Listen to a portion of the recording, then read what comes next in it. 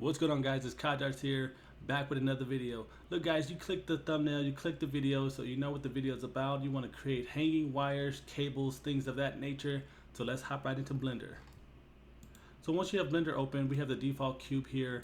And first, let's ensure that the add-on is in fact enabled. So let's go to Edit, Preferences, and where it says Add-ons, let's just ensure that the Add Curve Extra Objects is in fact enabled.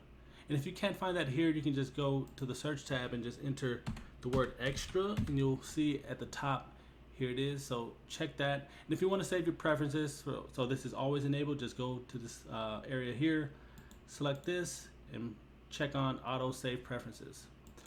So now let's see how this works. So you need two objects to do this. So we'll use the default cube, and we'll just Shift D to duplicate that, and I'll just offset this, bring it somewhere up here.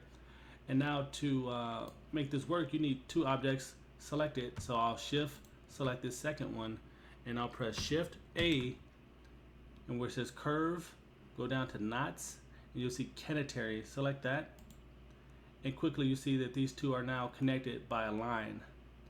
Now to add some attributes to this and affect it, add thickness, go to the left side where it says Catenary, hit the drop down, and now if you adjust where it says A, so if you bring this down, the rope droops lower, and if you slide it to the right, it brings it higher. Now to add some thickness to this, you can go to where it says bevel radius, and you can adjust the slider.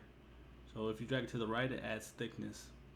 So now you guys can see how powerful this tool can be if you use it correctly. Now to finalize this, we can just click anywhere on the grid, and we can delete these cubes. These are just here as a placeholder to create the line. So just hit delete. So hopefully you guys enjoyed this tutorial. It was nice, quick, and simple. If you did, leave a like, comment, and subscribe for more, and I'll catch you guys in the next one.